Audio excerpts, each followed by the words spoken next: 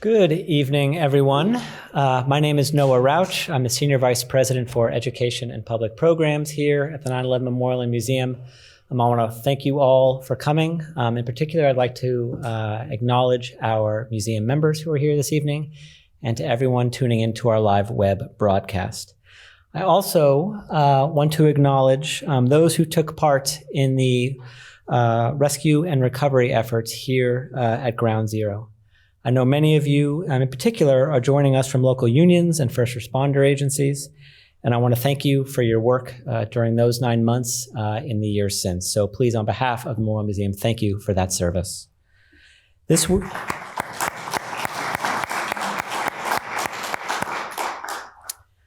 week, we commemorate the 23rd anniversary of the end of the rescue and recovery period. In fact, it was 23 years ago today that the last column was cut down.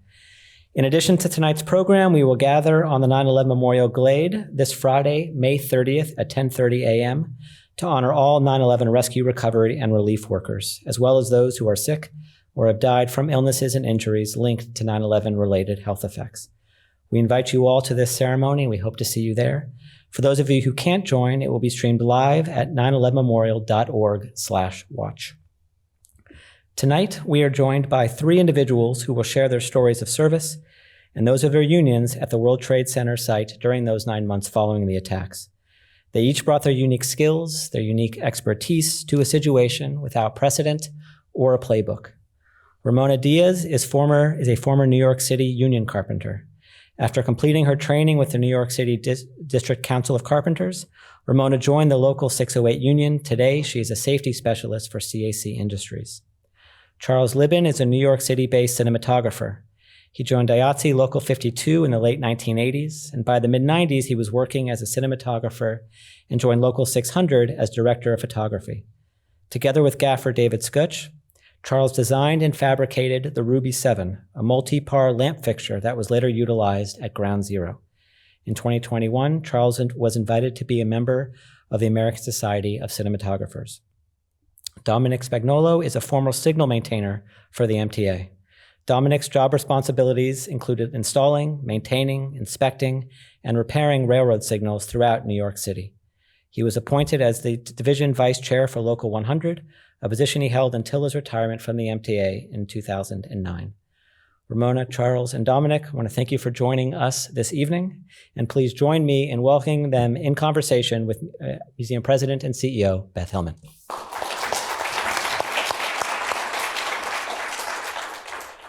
So it's a tremendous honor to have you with us tonight to share some of the skill and daring and fortitude that you brought to solving some incredibly difficult problems in an incredibly difficult set of conditions. It's been fascinating to me to learn a little bit more about the specialized knowledge that the members of your unions and your trades actually brought to Ground Zero after the 9/11 attacks. And I think the chance to hear directly from you is going to make a big difference. Before we dig in, I actually want you to share with us actually what your connection was before 9/11 to the World Trade Center, because you all have, as New Yorkers, a sense of what the Trade Center was, what the Twin Towers meant, and your own connection to them. So, Charlie, do you want to start? What was your connection to the World Trade Center before 9/11? Well, I grew up in the city up on 100th Street and on the west side. So, and that was in the 70s, I saw the towers go up. And then later when I started working in the film business, we had shoots at the towers and we would load our equipment in through the unbelievable, basement loading areas like no other building I've ever been in terms of just the amount of loading bays, and it's just the scope of it. And then I think at one point maybe I had an accountant who had an office in the trade towers, but it was more about, we did shoots there. So we kind of had, got oriented with the lay of the land, yeah. Thank you. Ramona? Well, my connection to it, my father was an iron worker, and my father worked at the towers. And he worked there until it was done, 1973. That's when I was born. So my father would make it a thing to bring us to the World Trade. Thank you. Dominick? Well, I have no real connection to it, but I used to come visit it a lot. When my kids were younger, we took tours up on the top. That's about it in passing it. So I really have no connection, just visiting, that's all. That's a pretty big connection, to be honest. So because so many people around the world knew the towers only by the images that they saw, rather than actually having been in them and around them, especially as they were going up, as you did. So you represent a lot of different trades here. You also represent what New Yorkers were doing on 9/11. So in New York, on that day, on 9/11, what were you doing when you realized that the towers had been hit? Well, me? Sure. Yeah. Well, like I said, I was just a union representative. I was working in Brooklyn, ready to go down to the union hall, and I got a phone call that one of the towers were hit. So my station, actually, I could see the two buildings, from where on my platform. So I went out and actually saw the second plane hit the tower. And then me and this other partner of mine, we were watching it. And actually, we saw the towers collapse. Watching, from the first we saw one tower, then the second tower. And actually, I don't know if everybody knows Brooklyn, but Brooklyn, we're like Bay Ridge, Bensonhurst. And the debris actually, came in that area, the dust and paperwork from down there all the way came into Brooklyn that far, all the debris and dust. So actually, I didn't come down there until September 12th, the day after, because we had to stand by where we were. There was no trains running actually that day till the next morning. And me and my partner came out that next morning. And, the motorman dropped us off, and we went up and,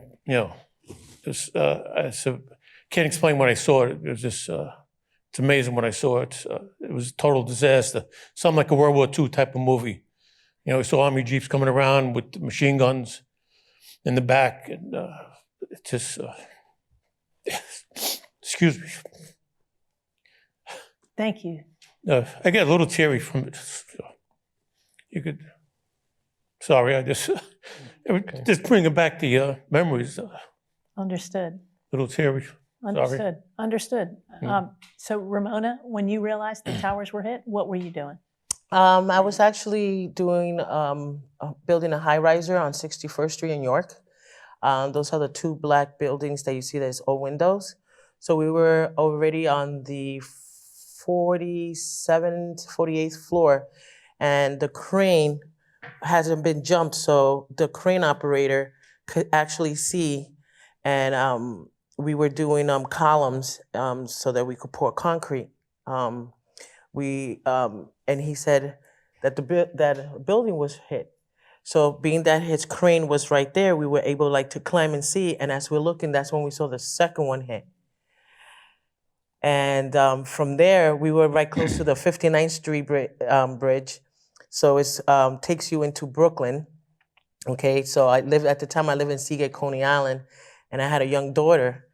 And since they said it was terrorists, I did live in Brooklyn in an area that we had a lot of Muslims and so on and so forth, not bringing anything down, but that's the first thought in your head, like, oh my God, I live inside Seagate in the gated area. My daughter, and she's sitting right there, and she was about to be 5 years old. And I had to go see that she was okay. And then that's when I get, I don't know if you guys remember the Motorola radio, two-way radio. You could be anywhere. That's always the best radios, the best phones. And I get a call because I did work as a carpenter, but I did a part-time doing underground work with a company that did contracts for Con Edison. So the person called because that's where we had heavy machineries, because there we did big excavations and so on and so forth. So they were like, I had the actual keys and you can't really get in there. So they were calling. So, knowing that my daughter was okay, I just had to get in my car and go.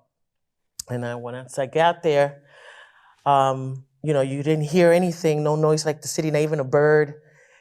And as you're going in, I was going to close to where Century 21 was. As you're going in, you see all these firefighters, police officers crying, and you didn't know what to do of it.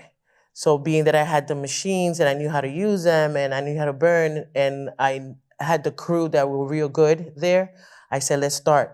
So we started burning, cleaning up, seeing what we could do to see if we could recover anyone.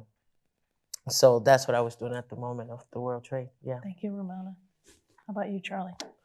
Well, I was getting a haircut in Brooklyn at a barber shop that was a couple blocks from the school, 321, where our kids were. And, you know, it was an old Italian barber shop. There had the radio on, and then there was some interruption. And again, you know, we've all seen this stuff. They thought a small plane accidentally hit the tower. And then, you know, kind of thought, well, that's, you know, kind of shocking. It didn't seem plausible, but I you know, kind of wound up the haircut quickly. And as I was leaving the barber shop, multiple people had car doors open, listening to radios. You couldn't quite, we weren't high enough there to see the towers. But then the second plane hit. And then that's when, you know, my wife and I were talking. We decided, you know, like many parents, like you, Ramona, we just need to have our kids with us. So we picked our kids up from the school, brought them back, and that afternoon, more parents were coming who were from Lower Manhattan, walking across the bridge, covered in dust, also coming to get their kids or just coming back to Brooklyn. And then, you know, it was pretty shocking sort of processing this. A few of us and our friends went to Prospect Park late that afternoon. And then that night, they started showing footage of the site. And it was just something, it was so dark and horrible. And my first instinct was this 24/7 recovery. What happens at night down there, you know?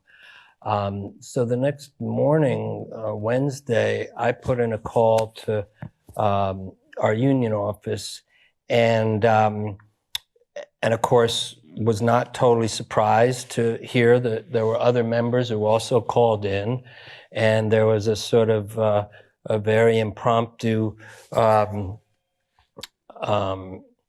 organized effort to find a way to get film equipment down there and to get personnel down there. And it was, you know, every single rental house in the city immediately donated their trucks, their services, and, you know, so I'm in IATSE, but also 817, the Teamsters, they volunteered, they drove trucks, and you know, pretty quickly, a routine was found where we would show up and we would meet in a van on the West Side. We'd take a van down, we'd meet up on 14th Street on the West Side Highway. We were given these very sort of crude mayor's office IDs, tags, and basically we would do what we do at work, running cables and setting up lights. And then there was a company, Musco, that had, you know, whenever you see a big film shoot, you see those cranes with a light 150 feet in the air. It's often a Musco light,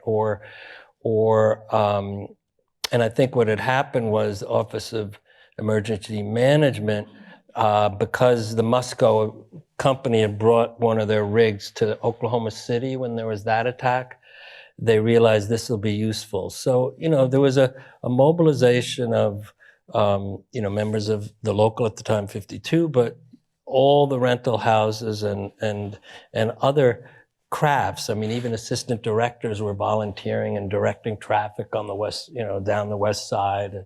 So there was it was a very moving, because I ended up seeing buddies. and like Dominick said, it was pretty shocking to be in that environment with friends that normally we're creating fantasies. And here we are you know, it is surreal to be lighting something like that. That felt like it could have been an illusion created for a epic film, but the reality of it was pretty sobering. Yeah. So let's pull up some photographs to help show the scene that each of the people here before us actually found themselves drawn to work actually after 9/11. So the first photo, photo one, this is from Matthew Bluing, who is a local 638 steam fitter, just to give you a sense of what all of the tradespeople, all of the city officials, all of the first responders found when they got down there, including steam fitters, including cinematographers, carpenters, and the transit workers. Photo two is another from that same collection, donated by Matthew.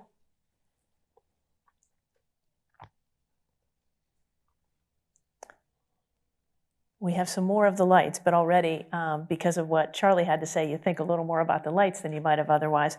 The next photo is photo three, and this is Ramona. You want to talk about that photograph and what you were doing there, Ramona?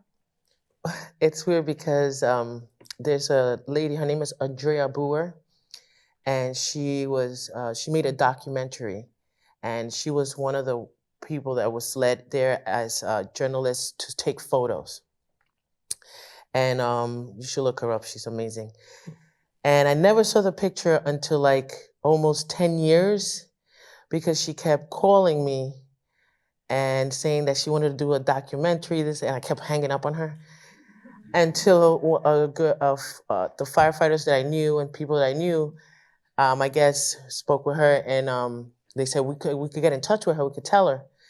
So in this photo here, which is funny because I didn't even know that she took this. It's like, it looks like, because when she first showed it to me, I was like, what? You see that piece of wood behind? So that's one of the piece of wood extraction boards that we would use to put the body parts on there. So we just finished from coming in from the pile out, and we were carrying this, me and a partner, because we carried out a body part. And the reason why my arms, the FEMA and the military that was there, because we were finding body parts, they told us that we had to write our identification.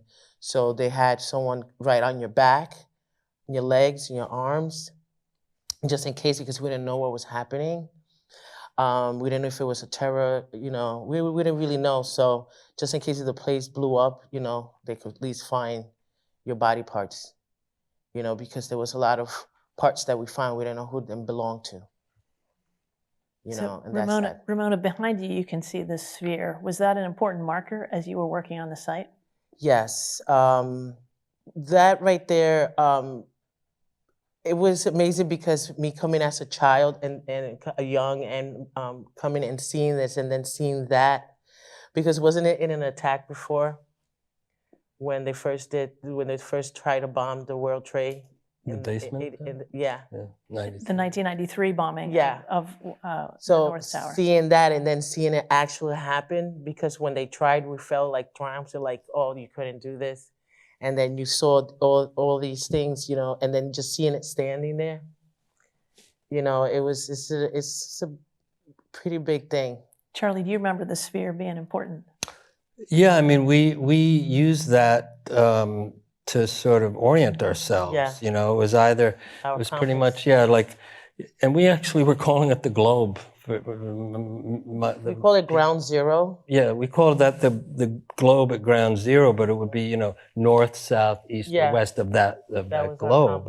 And it was sort of shocking that it remained quasi intact, other than that dent on the top. Yeah. So if we could pull up photograph 10, this is a hard hat that belonged to Dominick Spagnolo, that's now in Foundation Hall to represent the work of the Transit Workers Union.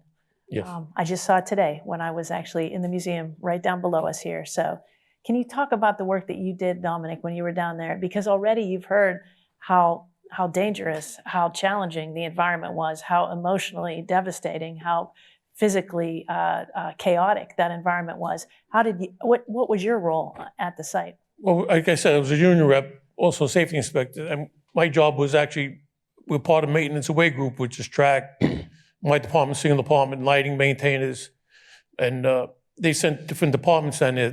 That's the signal department. And everybody says, what's transit doing above? But we're doing a lot of work above and below ground, trying to get the system going again. Light maintainers were down there trying to get the lighting up. My department was down there trying to get, the signals or something going so the trains could start moving again. And I was down there to make sure that they weren't sending up, my guys into areas that were unsafe, which they tried doing one time. Right underneath the Chambers Street, the station, one of the guys go to the relay room, and it's right underneath the Century 21 building, which was a possibility of it collapsing because that lasers on the Century 21 and the other, the Hotel Millennium. It had lasers on it because they would shift every so often. And so I went down there first, and I said, no, my guys can't go down there because if those buildings collapse, the guys are going to get crushed to death. So the boss was there, big boss, turned around and says, well, I'm sending them. I said, look, if you want to send them, I'll go down there with you first, and we'll send the men down after. He refused to go down. He was afraid. I says, if you're afraid, you want to send my guys, so that's my job, to make sure that whenever somebody went down, they make sure they're working safely and not in possibly getting in harm's way of something building collapsing on them. So that's how I was down there usually as a rep. And also just a reminder that the last people to be put in the museum took over 24 years before we get down here. And we were the first ones down there, transit workers, removing all the debris, which everybody didn't know about, to get the emergency people in there. And we were giving out safety equipment, helmets, masks, to all the firemen and policemen were down there. So we had the bulldozers, everybody just moved everything out of the way so all the safety guys could come in, firemen, and then about 2 or 3 days later, that's when they had the construction workers actually come down and start removing debris. So as a union, we've been fighting for years to finally get in there. So when I did it, I decided to donate my helmet to show that, something, a part of me that was, it's in there now, so. And we're grateful for the chance to actually showcase the work of so many of the unions in the museum right, now. yeah. And it says safety inspector on there. So your helmet is black here.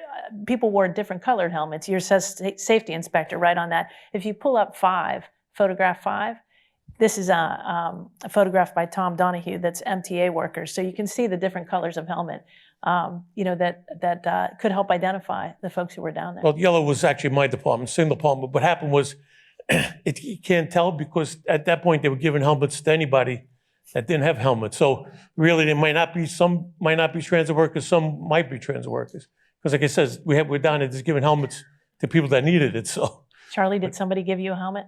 Yeah. Well, I feel like there were so many donations coming in from all over the country, and not only donations, but personnel, spelunkers from, Germany and dog handlers from all over the place. But in terms of the helmets and the equipment, there wasn't much the first couple nights, but then the call obviously had gone out, and then there were just truckloads of gear like that arriving. And then eventually, after a couple nights, better masks showed up as well. Yeah. I mean, just in terms of recognition, you made me think of something, Dominick, which was, one of the things that had to happen with these Musco trucks is they had to be fueled up. Somehow fuel had to be put into these trucks because they weren't going anywhere. And I remember spending one night with this guy driving around. He was a DSNY driver with the fuel truck. And we were just bombing, it was 4 corners around the pile. And, he put the gas, he helped fuel up all the trucks. And I remember thinking, not many people are aware. We think of, it's sanitation department. They pick up the cans and bang them around and wake us up in the morning, or it's all about trash, and it's tricky because we're recovering, and there's a lot of sensitivity about body parts and stuff like that are part of the recovery. But that fueling on the part of this department was essential. Yeah. So if you pull up photograph 4, this is a photo of Charlie and David Scotch down at the site. Before we talk about what you did with the lights, Ramona, and can you talk about what a difference it made to have lights down there, why you needed them? Yeah, we were in the beginning. We had our portable standing lights, but we had to plug them in, and you will have people walk in and we'll come unplug, or we will have the ones that will go on the hard hats. But then the next night, you could tell the difference because there were some hot spots on the beams that we will mark, and we knew not to walk on because our boots were melting. And we knew not to go there yet because we needed, something. So at night we were like wondering, like, how we going to know, how we're not. So today, actually, as we're sitting down speaking, she starts telling me and he starts telling me, and I'm so grateful because it was really needed. It was something that, we could have do 24/7 burning bolts. And I was, burning some bolts, and I was on the men bucket throwing them down, not seeing. And with the light, I was able to see and put them in my pouch, knowing not to throw stuff down. So it was very, very important, the lighting. Ramona, what does it mean to burn bolts? To burn bolts, so it depends because you have different kind of tips. And then the fire, burning the bolts means like you're gonna take the steel, because it depends. There was different kind of steel, and it was amazing because nowadays the products are made like back in the days. You cannot just go through them, so you need a special diamond blades to go through these bolts, and you need a certain tips to be able to burn the. So you have like an oxygen tank and a saline tank. You have to make sure you put them right because we have some guys not doing it right and it will blow through the tips. And what this is, if anybody knows about construction and stuff and steel work, when you burn something off, it's of course to just dismantle, or when you burn through a hole so that you can be able to do an attachment. Also to the way they built the World Trade Center was to last. It was not a thought of bringing it down. So many of these pieces were very, very hard to go through. So sometimes when you were going through the most biggest piece, it will stay right there. You will cut the most smallest or burn the smallest, everything would just come down. So it was, that's, I guess, what burning, that's welding, burning. Welding, you put things together, and burning, you burn off. Thank you. The kind of precision and specialized knowledge that was needed to operate on this site of a terrible terrorist attack was really extraordinary, and the kinds of problems they had to solve, sometimes in the dark with insufficient information and often without the protection that you needed in order to really be safe, even with safety inspectors trying to make sure that lines weren't crossed. Really extraordinary set of actions there. So this is you here, Charlie. Can you talk about what you did when you got down there? Well, as I said, we arrived in the late afternoon, which is kind of what we do on film shoots too. In a way, this was, for us, it was like having a night shoot. So you don't want to arrive at night because then you're working in the dark and can't set up or run cables and whatnot. So we would get there, I think, around 4:30, and we had and I'm not even going to mention them by name because I'll leave somebody out, but as I mentioned earlier, all the major rental houses donated gear, and some of the gear happened to be a light that Dave and I designed called a Ruby 7, and that is a fixture that's built around par 64 globes, which are similar to the bulb, the lamps. We're going to pull up a picture of that. Can you pull up photograph 9 for us, please, which is actually, this light is in the historical exhibition in the museum, Nice. Actually. So each of those... Because it was donated by Charlie, so. Each of those would look like a headlamp bulb. And the thing about any film fixture that's designed around these Par 64 bulbs, because there are other units. There's something called a maxi brute, and they're in some of the photos also. These sort of fixtures were really the only lights, other than some battery-powered lights that some of the vendors donated to be used. These were the only lights that we march around that rugged terrain, because they're real rough service fixtures. They're not delicate. Some film lights, you have to really treat them with kid gloves. And the other thing is we are used to, I think it was, maybe you guys remember, it was, maybe it was Thursday night. It just is torrential rain coming down, just constant rain. And that's mixed with, when you were down there, stuff would just fall down, I mean, I remember trying to ground one of our generators to a fire hydrant in front of what is the, what's the American Express building, the whole new development? The World Financial Yeah, the World Financial Center. And windows were popping out of there. We don't normally work under those conditions with falling window panes and You whatnot. say you grounded it to the fire hydrant? You ground stuff to anything that will take a voltage leak into the earth. Yeah. Could you pull up photograph 6 just so we can start to see what a difference this made on the site? So that's I think it's kind of, where were we at? That's like the top. You know how part of the exhibit is this staircase? This is at the top of that staircase, actually. And that's one of my fellow 52 technicians there in the foreground. And, those are buckets that were being used to put body parts in as the recovery.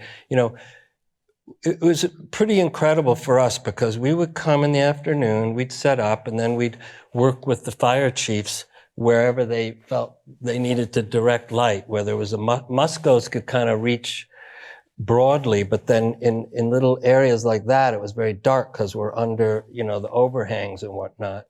Could you go to photograph 7? We just have 2 more of these. These are... Sure. And this is, well, as I'm looking at this, I'm remembering too how much work was done during the day each day. So basically, there's this pile that is being taken gingerly apart by this unbelievable heavy machinery, like the biggest cranes you've ever seen. It kind of looked like these, prehistoric creatures grabbing things. I don't think there was ever an injury among all the iron workers who were, or the personnel who were operating these. But then what would happen is you'd have these companies of firefighters from around the country arrive and to assist, and they would kind of, they're all facing the globe right there, and they would kind of arrive on the scene and just take it in. And these I can't remember where this crew was from, but they you'd see them kind of try to process all this before they got to work. Yeah. Well, a lot of times, and sorry to interrupt you, when I was working on a pile, anytime they found a member of the FDNY, everybody would stop work. That's what it looked like they were doing. They would stop work and stand there, and the stretcher would come out with the helmet on top. Yeah. Maybe not the body parts, but the helmet would come out, and everybody would stop work. Maybe that's what they were doing too. Mm-hmm. Just nobody would work and wait for the body to come down, and then continue work after the body came out of the rubble.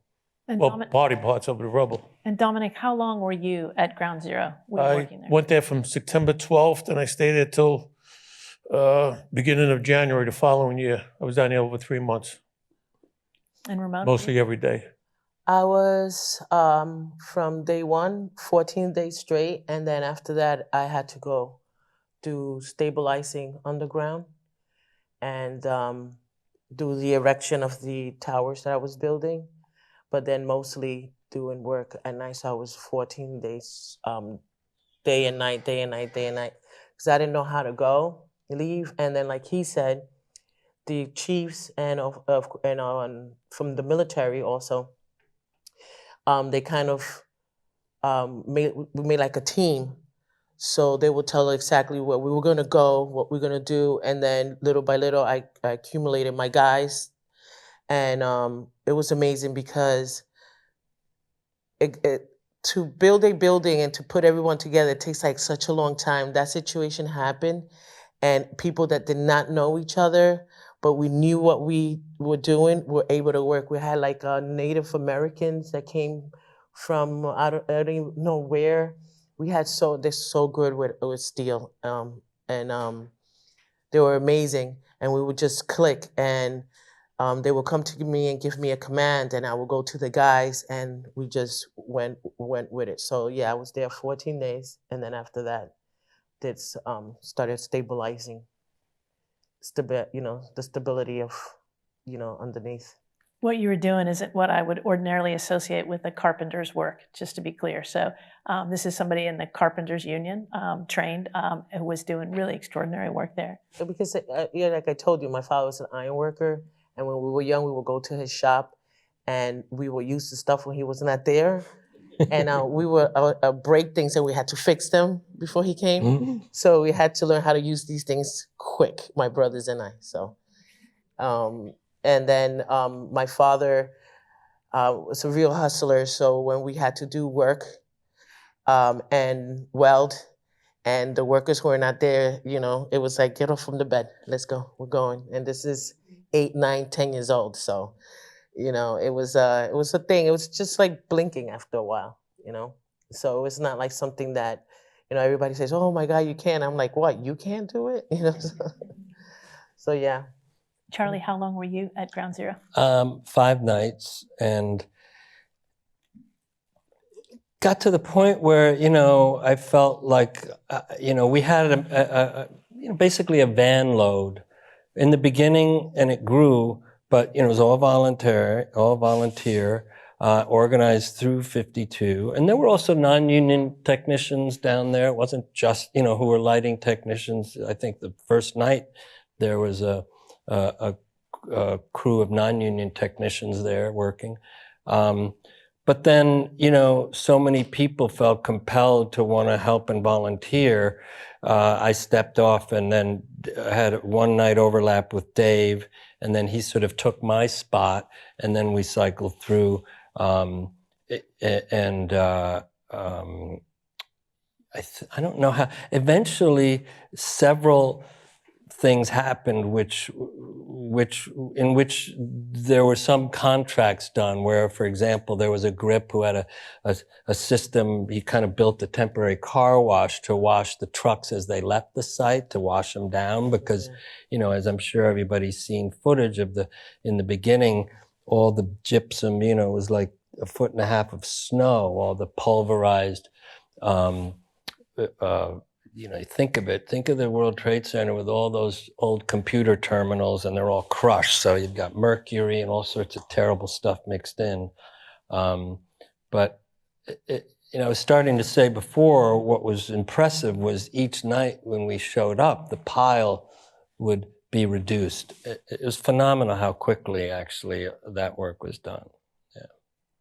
It was 7 stories up and 7 stories down. It was really an extraordinary, and with the casualties and the challenge of reckoning with the consequences are real. Well, that was the hard part too for those of us who were at the site. And then we would leave. We would van up to 14th Street, and then everybody would go their separate ways. And I would take the train out to Brooklyn, and I actually saw a friend putting up his dad's picture up on the fence on Greenwich Avenue. And it's pretty devastating, because I knew there were no survivors at that point. And that was tough, yeah. So Dominick, you were at Ground Zero the longest. You saw the most changes over that period of time. And you likewise brought tremendous expertise to this. So you were a signal maintainer, a shop steward, a division vice chair, the safety inspector. You studied electrical engineering, had a degree, which I did too, but I could never have done the work that you did. So that one common denominator there. But you really had an extraordinary depth of experience and skills that you brought to that site. How did it change over time? And what was it like being there for such a long period of time? Well, I think it's hard to say. The gas, being there such a long time, it was like a normal thing when you went there every day, day in and out. I lived in Staten Island, so it wasn't too bad. I took the ferry back and forth, and the ferry was actually for non-passenger service. They just used it for rescue workers. So it was easy for me to get home, back and forth. I stayed late a lot of times, and speaking of the lights, eliminated a lot of shadow, which nobody ever brought that up. Because I was there at night, and before the lights, people say, what kind of shadow? You might see something, you might not be able to see something because there's a shadow. And so you might be walking into something that you don't realize it because of the shadows. But when you put the lights on at night, it made a huge difference. Being down there, you could actually see what you're walking. It's almost like daylight, put it that way. Yeah. Like the stadium lights in a game, a night game. Yeah. So you actually could see where you're walking. But the change, like I said, you show one of the pictures, I remember that one was later on when they made the ramp, when the whole pit was cleared up. I remember it was going down there when they did that finally, that ramp. But it took a long time with the changes, clean it up. So that's why I left after 3 months. The trains were going back. The site not cleaned up, but it was getting better, cleaning up. And it was just 3 months. It was a lot of time down there, and just little by little, I sort of changed. And the biggest thing I remember going down there when I first came off the train, which I didn't say, was the smell, which I'll never forget. And I was talking to one of the EMT guys, and he told me that's bodies burning, the smell. And that smell, I'll never forget it. But it's just that from the first day down there to when I left it back in January, it was a big change. It was amazing what they did in 3 months. How much, it looked like when I first went down, it said it's going to take years to clean up. And within 3 months, they were, just about, cleaned up a lot of stuff, which I was shocked how much work was done in the 3 months down there.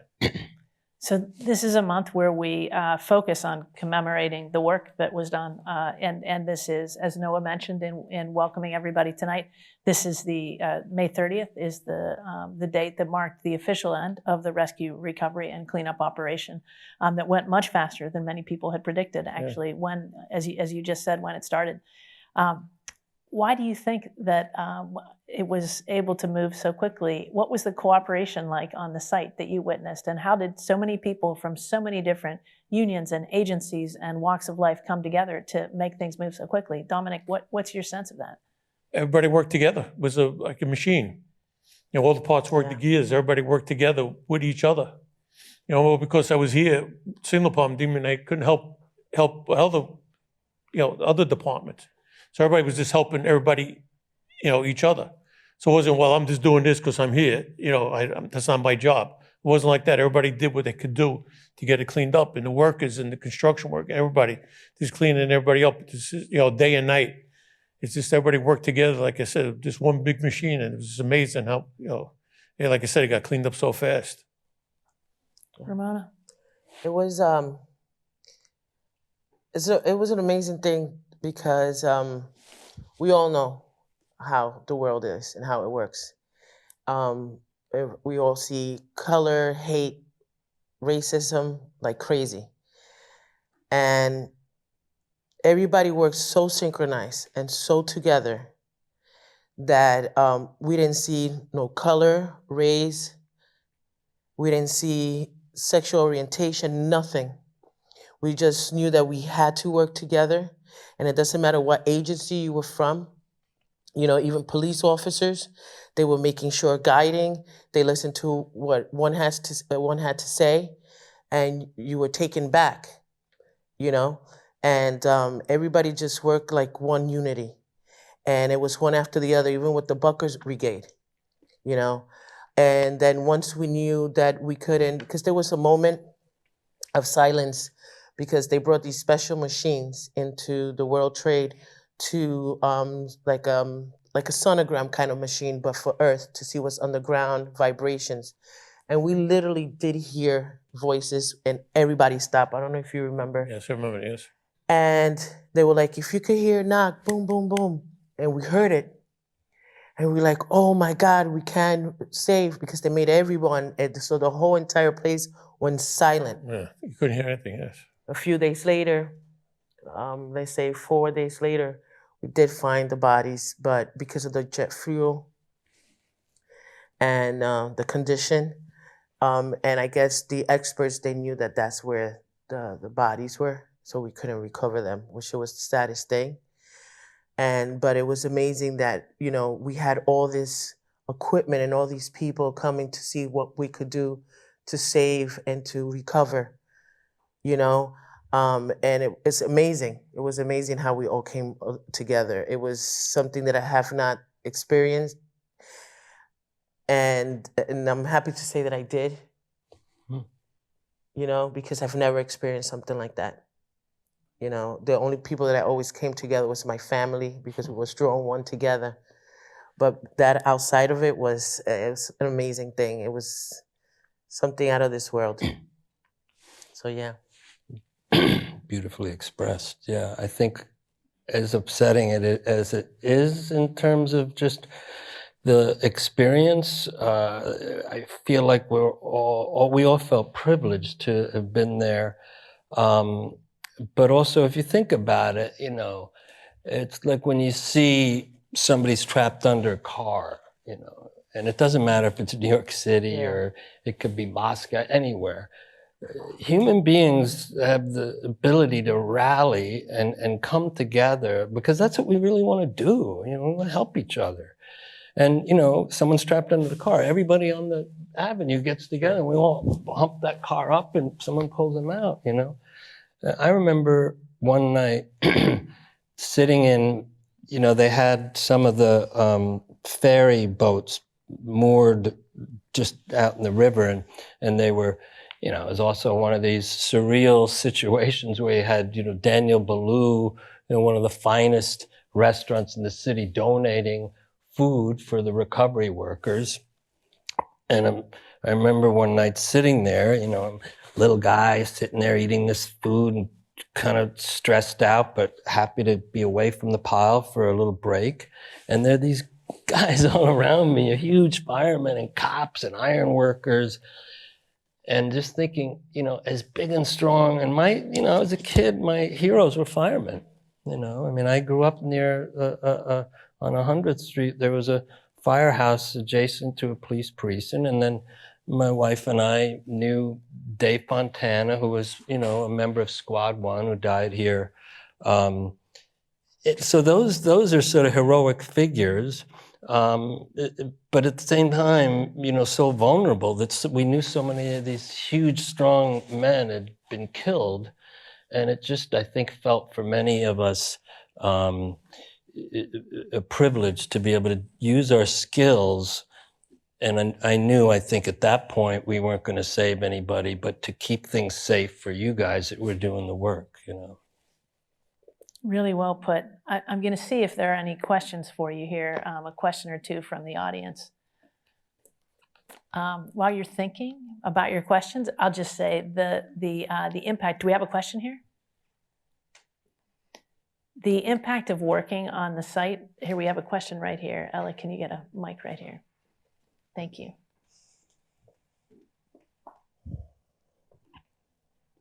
I just want to thank you for sharing. You brought all of us back there with you. We're all union, we're all proud, but on that site, we were all union. We were one big union. So I was there a little longer than you were. I was there 10 months. But every day was like that. Every day was that way, all right? And so it's sort of an answer to a question, not a question. How did it happen so fast? How did we get it done so fast? 24/7. We never stopped. 24/7 till it was done. And thank you for those lights. This place was pitch black. If you stepped out of the circle of that light, you were in pitch darkness and no shadows. So thank you. I just kind of confirming what they are saying that it was done so fast, but actually was done methodically, never stopping. And that's why it happened so fast. That's why 9 months later, we're having, a theoretical end of the, recovery effort, even though it went on until July. And then how surreal is it that we see it the same way? And how surreal is it that we're standing on the site? We're sitting in this magnificent theater, but we can see something else here. We can close our eyes and remember what was here before. So that's all I wanted to share. Thank you.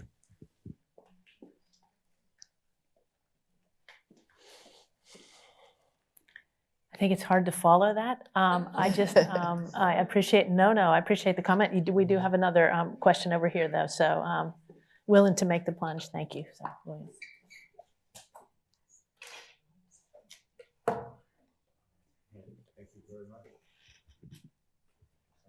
On? Yeah. Yes. Thank you very much for your presentation, and thank you for your service, very powerfully presented. Question about your awareness as to the danger of the dust and the health effects that we eventually saw have been so devastating. But at that time, when you were at ground zero, what kind of discussion or awareness might there have been?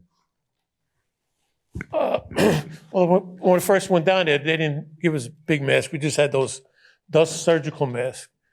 But again, Christy Whitman of Jersey, she said the air is fine, everything's good. But we knew the air wasn't good. We knew there was asbestos. We knew there was a lot of other stuff, which they were holding back on us. But working at it, we knew it. But at that point, we didn't care because we wanted trying to rescue people, trying to get the area cleaned up. It's like I said, we knew it was, we heard through the grapevine that like this, the windows were made of asbestos. The windows in the World Trade Center were made of asbestos back then. Like I said, we all knew about it, and we weren't going to just say, well, screw it, it's all dust, we got to get out of here. We didn't. We just continued going through. And I think a month later, after they realized the air was bad, they gave us these big masks to wear, which I didn't, because I said, what's ever in me is going to be in me anyhow. So it was just something that you wanted to get done. You wanted to save people if you could. At one point you couldn't, but you wanted to recover bodies, and we didn't care at that point, what was in the air, what was down there, the safety. So, and I do have illnesses from being down there. Yeah. When I did take hazmat classes. I was in the Carpenters Union, they gave us those classes. So I did have the actual mask that they fit you. But then to communicate, and you know it. But after a while, you were like, I can't. I have to communicate. The way the steam and everything was going, the mask was not prepared for that kind of stuff. I know, at the end you would think, because we would talk amongst each other, like our lungs are out of concrete now for real. So, I did have also like him, I go to the World Trade Center doctors yearly, and they do screening, and they're very good, and they did fine. So I've been through treatments and so on and so forth, but it is what it is. You have to do what you have to do, and it's our city, and I couldn't see it like that, so we had to, you don't think of it. Yeah. I mean, I was angry. I was very angry at Christy Whitman in the beginning because being there, and I remember 3 nights in, there was somebody who had been testing some of that dust, and they were freaking out because we only had these, very primitive, N9, dust masks. But the reality is politics. They didn't want to see the city collapse economically, but at the same time, I feel like there was some advantage taken of the passion that people had to try to recover or, find their fallen brothers or sisters. And, maybe if there was ever something like this again, it would be handled a little bit differently. But the truth is, committed, passionate people like you are you know that you're the one person who can do what has to get done. So if you're not doing it, it's not going to get done. You know? Yeah. One more question, right down here. Is this on? Yeah. Memorial Day just passed, which we honored our veterans. And as a lifelong New Yorker, thank you, and you over there sitting here today. I'm really just taking in what you guys sacrificed for our city. And I'd like to know, everyone talks about, PTSD or moral injury, survivor's guilt, and these really heavy things that affect people for their life. And I'm curious how you guys have reconciled, how you deal if there's a community of you that stick together to talk through what you lived through together, and those intense memories of that day and the months that you put into cleaning up the city. Well, speaking, I do have post-traumatic stress disorder from being down there. And I went to therapy. And I still see, after all these years, I still have a psychiatrist. And I finished my therapy maybe last year, but I'm still seeing a psychiatrist and still taking medication to keep my anger down, because my anger at one point is really bad. So I'm on medication. And the therapy was good because we had group therapy. And everybody who was in that group were all 9/11 workers. And that helped me through that, with that. But I still have anger issues, not as bad. I get angry at certain people when I see them because of what happened. Like I said, I was just diagnosed recently with sleep apnea and asthma, so I have a lot of breathing problems. But like she said, the care that the World Trade Center doctors give you, and they send you to places, the hospitals that, if they can't handle it, they'll send you to a hospital that will be able to help you. Yeah. So the care and everything else that the World Trade Center doctors are giving us are unbelievable, very well. That is so true. Yeah. They have mental health, and they have groups, so we know each other, what we're talking about. And I do have, sleeping disorder because of it. And I noticed, because I was very athletic before, things that I do, running and so on and so forth, I have to catch my breath. Also, one of the things that I did immediately, I was born and raised in Brooklyn.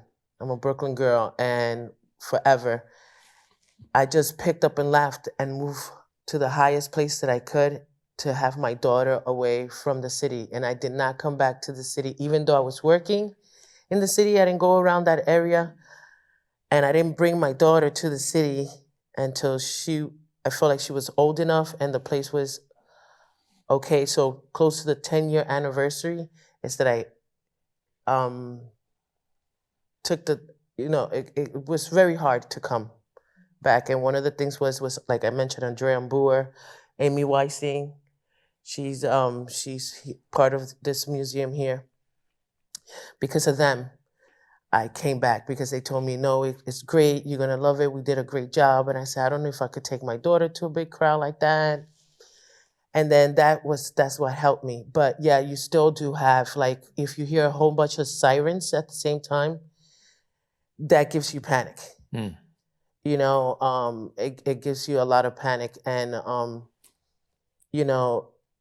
like he said, the sleep apnea, the sleeping disorder, because you think when you close your eyes, you see it. You don't want to, but you do. And you try different ways of coping with it. And like I said, one of the things is anger. And you don't realize it until like later on that's why. Until you have a whole bunch of, like the World Trade Center doctor, they have a group and you start talking to each other. And you're like, oh, whoa, wait, I'm not the only one. Okay. They seeing what you're seeing. They going through the same thing you're going through. They're going through the disorders you're going through. I didn't know what GERD was until they said, this is what you have now. Going through, blood transfusions and a whole bunch of different things is tough, but I still have to go to work. You can't lay down, because that's when you get taken down. So you have to keep on. Just like we did at the World Trade, you just got to keep on. You just got, that's what New Yorkers do. Yeah. Right? But yeah. Please join me in thanking for their courage and their compassion, their skill and fortitude, Dominick, Spagnolo, Ramona Diaz, and Charles Libin. Thank you.